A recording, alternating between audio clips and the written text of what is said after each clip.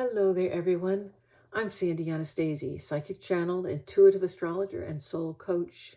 And I'm here with my tarot tip number 12. Let's talk death, folks.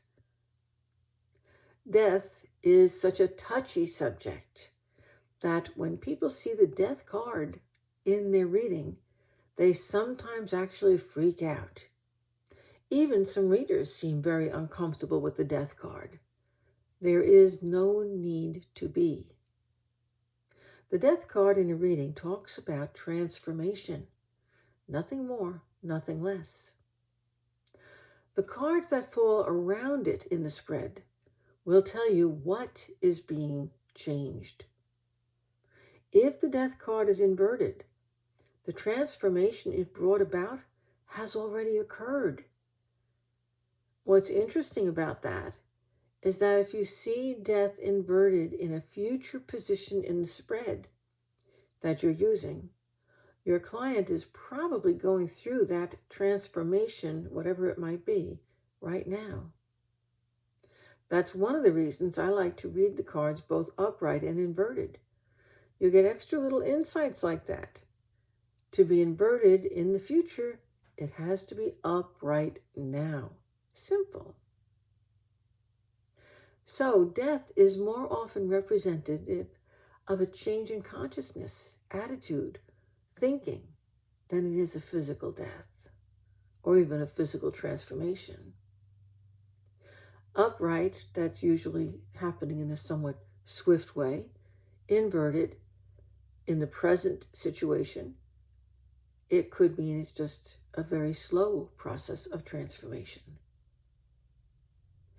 Your client could be changing their mind about a career path, a marriage, a pattern of behavior, a relationship with a friend or family member. For death to be present as the agent of transformation, you know as the reader that this change is truly a profound one that has totally changed the person the reading's talking about in some way. In your reading, death will always refer to your client and their transformation, of course. But it can also refer to that of another person who will be identified as a court card falling near the death card. If death is surrounded by cups, that transformation is emotional or intuitive. If it's pentacles being involved, the transformation is about money and physical things. With swords, it's about a pattern of thinking, or perhaps a psychological issue or even gossip that's brought about the change of thinking or relating. When wands are involved, a physical experience has occurred. That could have been a conflict of some kind, or an illness or accident that created a profound change in the person. Usually you're going to see a combination of those suits surrounding the death card, and that will color how you express yourself when you're talking about the transformation that's occurring to your client. You'll notice that I haven't mentioned physical death yet. When using the cards, I have actually predicted physical deaths many, many times. I have to say with great accuracy. But predicting a physical death requires far more than the death card and a wand. I would want to see several wands. That makes it physical.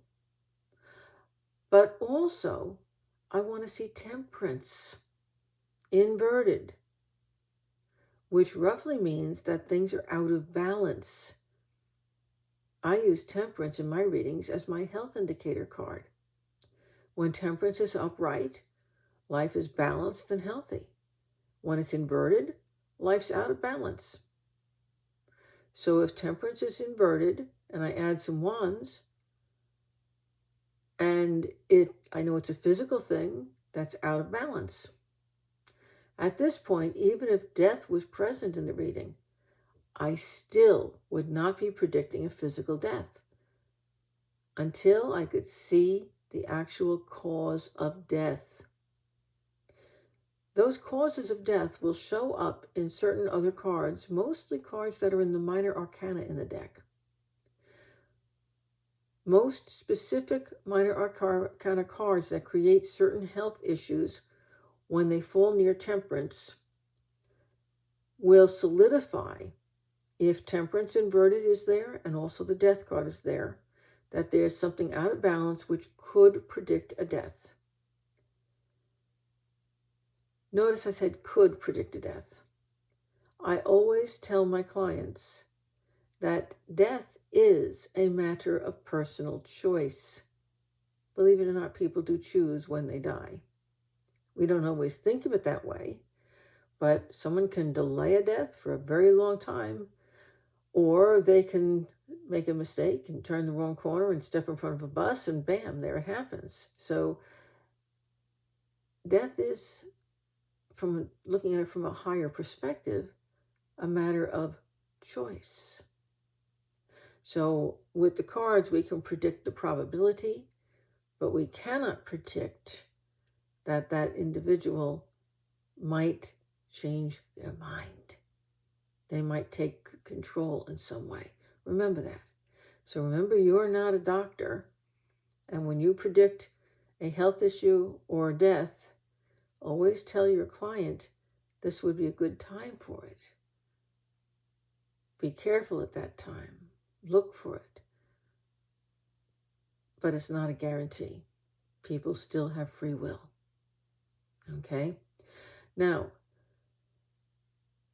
in future readings or future sessions, my next tip, in fact, I promise to go into some of the cards that I use for predicting medical-related problems. They're going to help you a great deal in your readings. Meanwhile, let me leave you with this.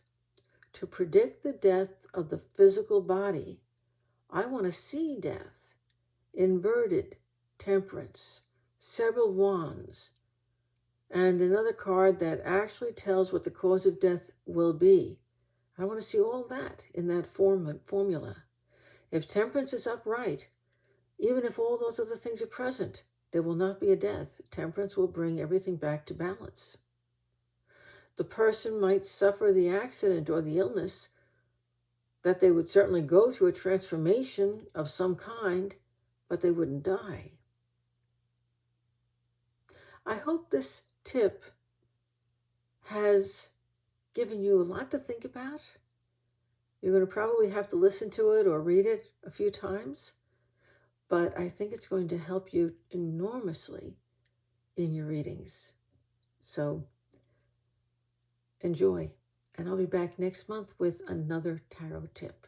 Thank you so much for listening. Visit me on my website. I'm at www.sandyanastasia.com. Thank you. Bye-bye.